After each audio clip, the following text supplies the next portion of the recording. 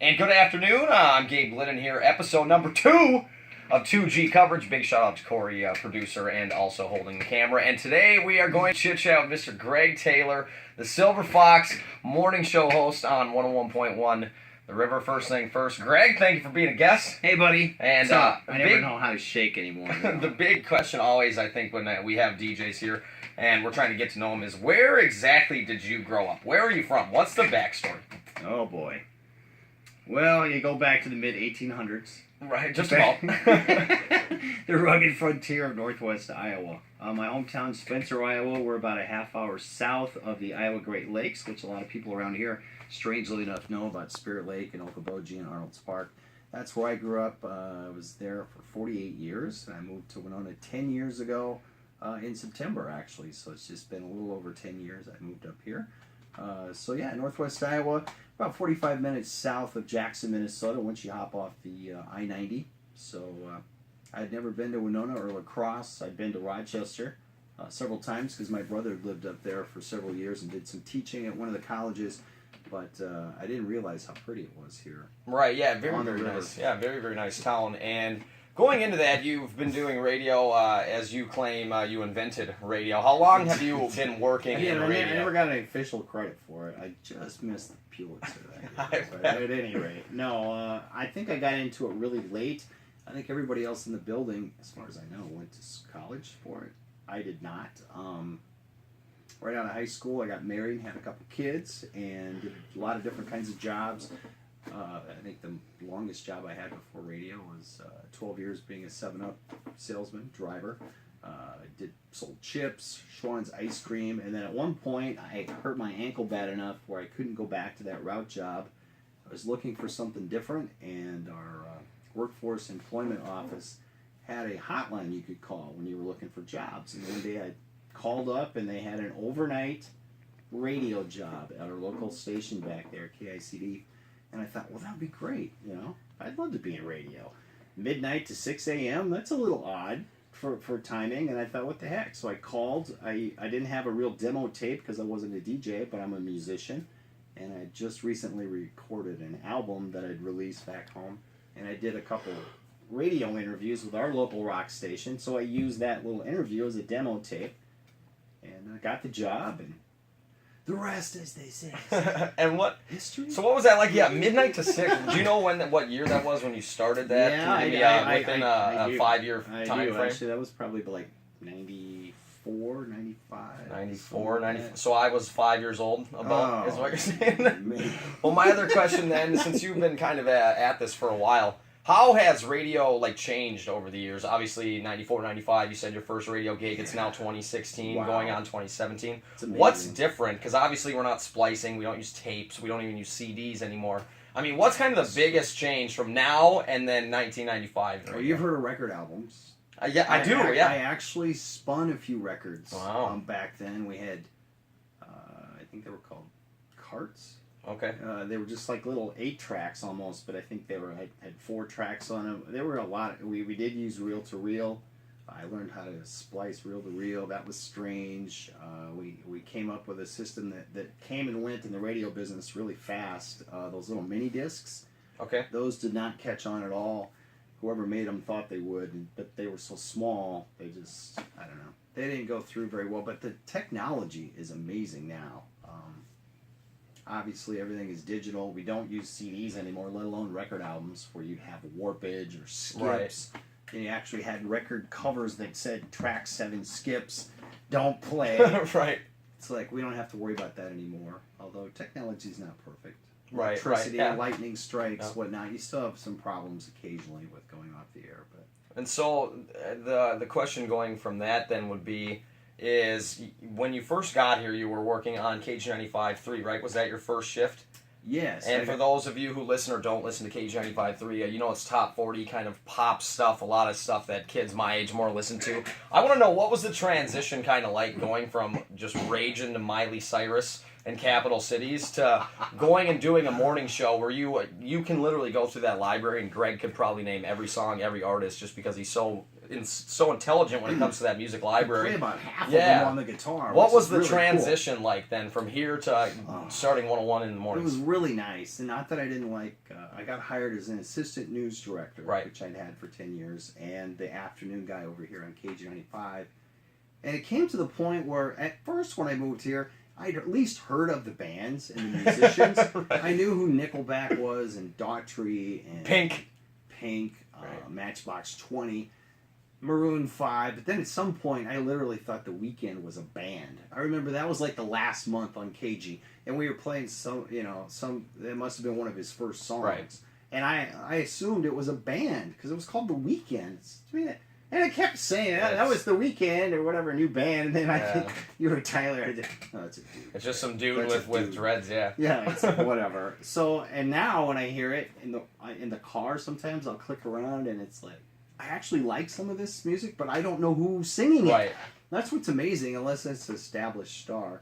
But no, to answer your question a little better, going over to the river was so cool because we do play a lot of artists from the 60s, 70s, and through the 80s. So, I'm very familiar with the playlist.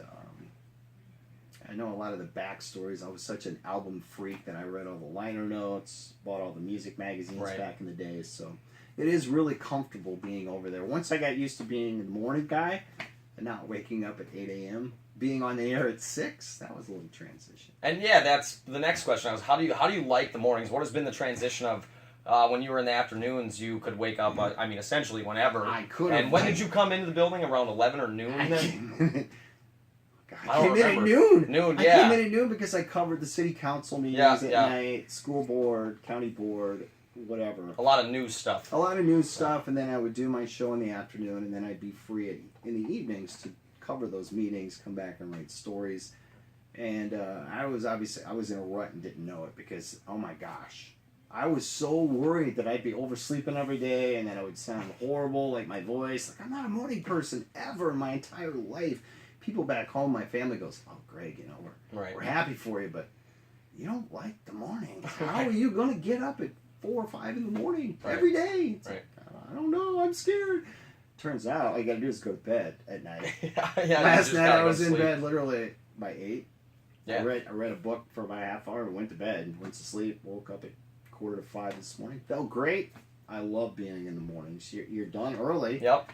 I don't have to worry about those meetings anymore dragging on until 9 or 10 o'clock at night. So, I like it. And I'm still wide awake enough. I can still stay up for Monday Night Football, Thursday Night Football, Sunday Night Football. Right. When are we going to get a Wednesday Night Football? And so one of the things for me in the mornings is today, we didn't have coffee in the building. I'm low-key, panicking. I heard about that. Freaking out. I want to know, in the morning, where do you find, the energy or whatever without using the coffee, or because you don't drink energy drinks.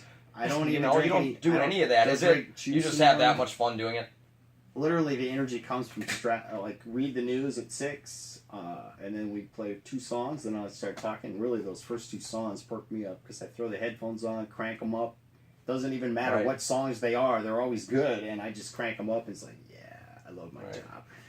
Drink a little ice water in the morning from our new fancy machine, and I'm good to go. Shout out to Culligan, by the way. Good to go until break time. I'm not used to eating breakfast, which is a little weird.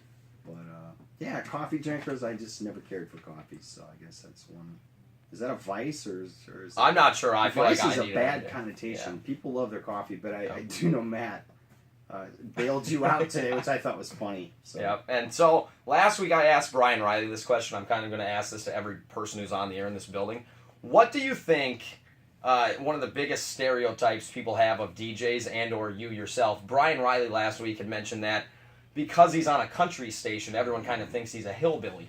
You know what I mean? And that's not the case. He's from Minneapolis. He's as city could get. For me, it's that, I think one of the biggest stereotypes is that people think they can just come in off the street, hop on a microphone, and put on a good show. And, we know firsthand that that's just not the case. It does take some talent and some skill and practice. Is there a stereotype you have that people maybe have of you or radio DJs in general that might be a pet peeve or bothers you at all? Not really. I don't know.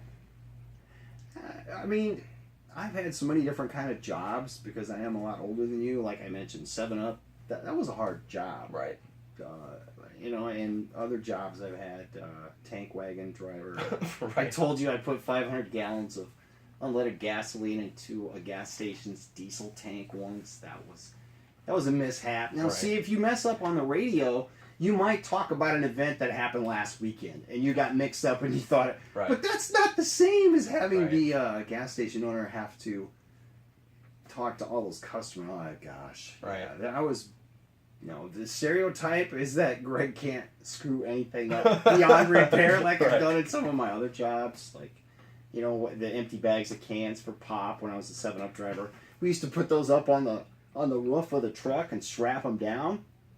Well, one day they blew off, and so I look in the rearview mirror and all the 500 cans are flying down the highway, 60 miles an hour. And then those things don't happen here. Stereotype is that I'm a goofball, and guess what? It's not a stereotype. Right, okay. No, I don't know. Really, just they don't know what you look like.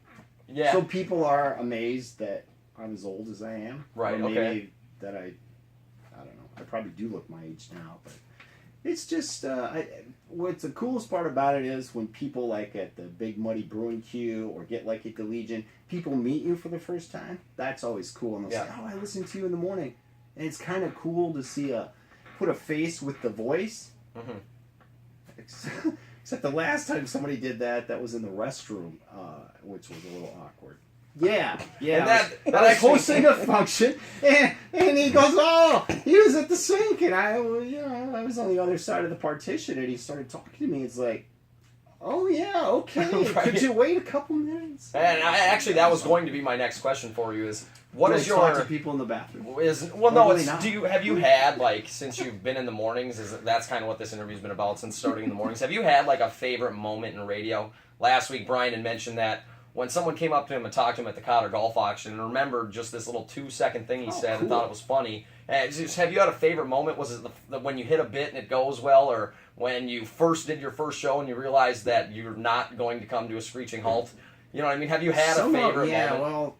There's been a few goof-ups where you just push the wrong button and two things start at the same time and you get flustered and you're panicking. It's live. It's like, and you're trying to make it stop and then a third thing starts. So those were not my favorites.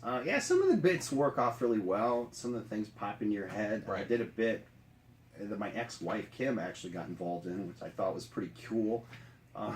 It was about the percentage of married people who don't have sex on their honeymoon night, and I was trying to remember back to 1980 when I got married, long before you were conceived, and I couldn't remember, and so I texted my ex-wife, who's an attorney down in southern Iowa, down in Omaha, actually, Nebraska, and she texted me back the minute I was literally on the air reading the survey and giving my 2 cents when I felt my phone buzz. I looked, and it was my ex-wife explaining exactly what had happened on our wedding event, because Greg didn't remember. And I was part of the 32% that did not have sex on it. Oh, right. No, Kim remembered. I was downstairs listening to music in the car.